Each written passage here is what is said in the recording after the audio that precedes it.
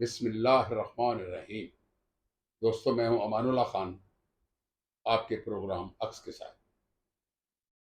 पाकिस्तान की 75 साल तारीख में बहुत सारे ऐसे सियासी दौर आए हैं कि जिन्हें हम सियासी कश्मकश के दौर कह सकते हैं।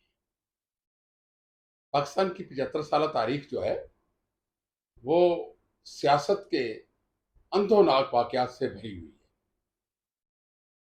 लेकिन न तो पाकिस्तान के सियासतदानों ने अपने बीते हुए दिनों से कोई सबक हासिल किया और न ही हमारी इस्टेब्लिशमेंट ने। मेरा मकसद है कि हमारी अफवाज पाकिस्तान ने और हमारी इस्टेब्लिशमेंट ने कोई सबक हासिल नहीं किया। सानिया मशरकी पाकिस्तान हुआ तो चंद दिनों का शोक था, लेकिन पाकिस्तान टूटने के इस हादसे में सियासतदान और अफवाज पाकिस्तान सब लोग शामिल थे।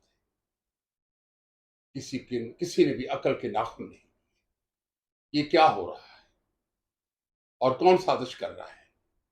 दोस्तों, हम अपनी तारीख के अवराक बहुत जल्दी भूल जाते हैं।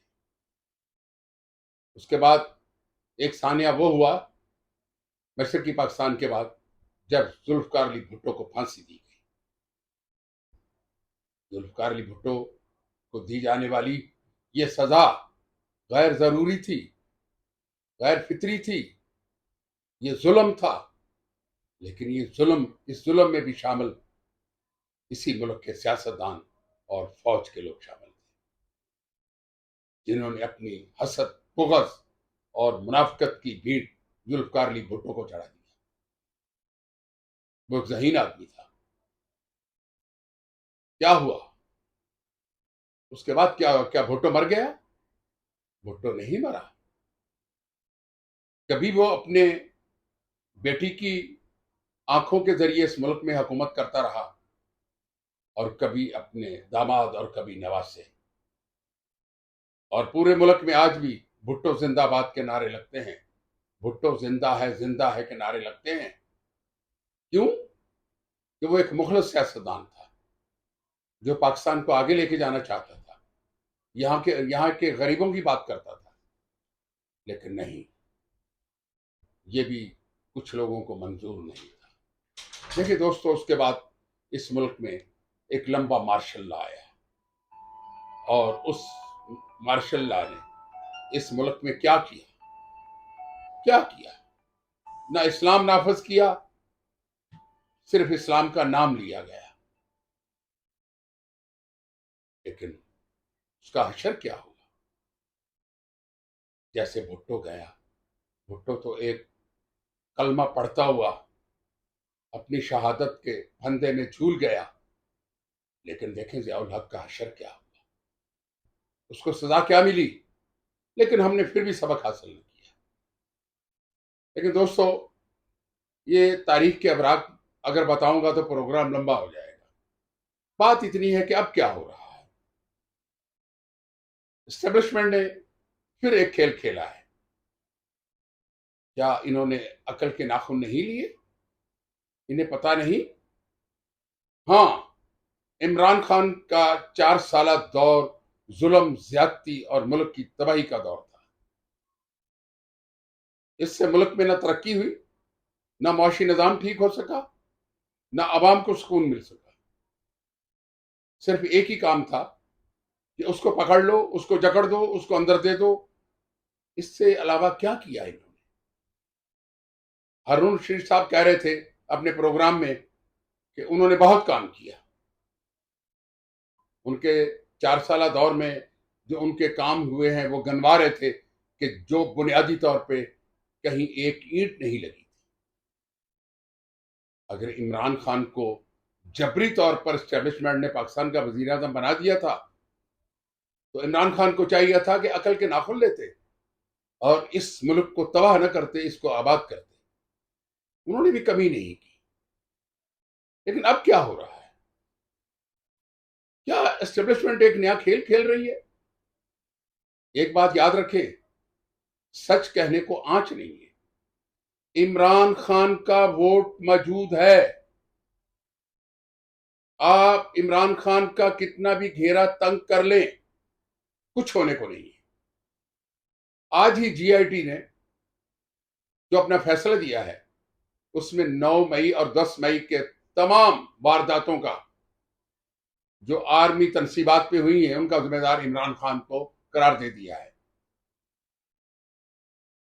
अगर इसके अंदर इमरान खान को सजा होती है तो वो काबिल अफसोस होगी। क्यों? कि वो एक लंबी सजा होगी। इसी तरह इन वाकयात के बहुत सारे जिम्मेदार जो हैं, तकरीबन 120 लोग जो हैं, वो इस टाइम फौज की कस्टडी में है और उन पे आर्मी एक्ट के तहत मुकदमा चलाए जाएंगे। ये सारी बातें छोड़ दें। मैं बात जो कहना चाह रहा हूं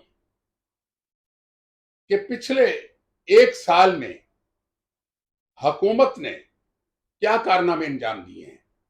सिर्फ एक कारनामा है कि आईएमएफ से अपने घुटने टेक कर उनकी मिन्नतें करके एक ऐसा मुआहदा किया है कि जिसमें पाकिस्तान की अवाम की तबाही का एक नया दौर शुरू हो चुका है।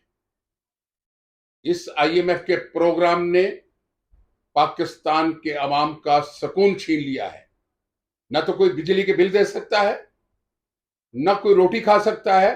जहां 6,000 रुपए मन आटा होगा, कौन खरीदेगा? आप जरा बाहर निकल के देखें तो सही कि ग्रोसरी का सामान खरीदने की लोगों में ताकत नहीं है।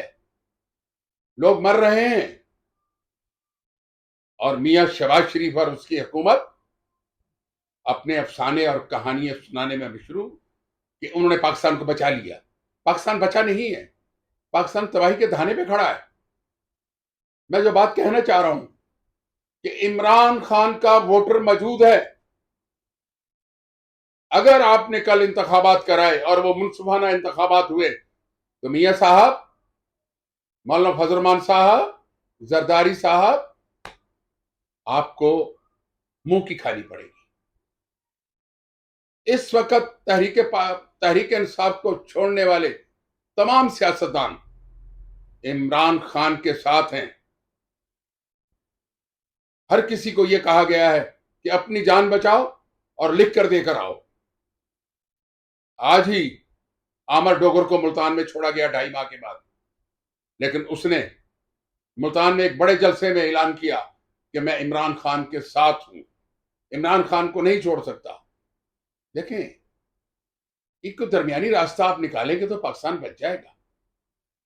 आने वाले आइंदा इंतखाबात में अगर इमरान खान जेल में भी होगा तो सबसे ज्यादा सीटें हासिल करेगा। आप उसकी ताकत को बढ़ा रहे हैं। एस्टेब्लिशमेंट और हुकूमत को सोचना चाहिए कि दरमियानी रास्ता निकाले जिससे पाकिस्तान के अवाम अपनी बका की जो जंग लड़ रहे हैं उसमें कामयाब हो जाएं, बच जाएं। लेकिन मुझे नजर नहीं आ रहा कि इंतखाबात से पहले इमरान खान और उनके साथियों को सजाएं दे दी जाएंगी जो हुकूमत के लोग और एस्टेब्लिशमेंट चाहती है।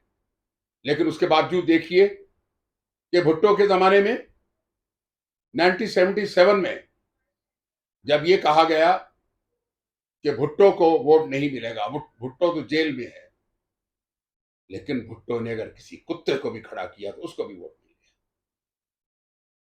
आप जहनों में यह बात रख लें कि इमरान खान जिसको खड़ा करेगा आइंदा इंतखाबात में वो जीतेगा। अगर एस्टेब्लिशमेंट ने उसे जीतने ना दिया तो वो एक अलग मामला होगा। इसलिए पाकिस्तान के सियासतदानों और एस्टेब्लिशमेंट को चाहिए कि अकल के नाखून लें और दरमियानी रास्ता इख्तियार करें। इसी के साथ मैं आपसे इजाजत चाहूंगा। खुदा हाफिज।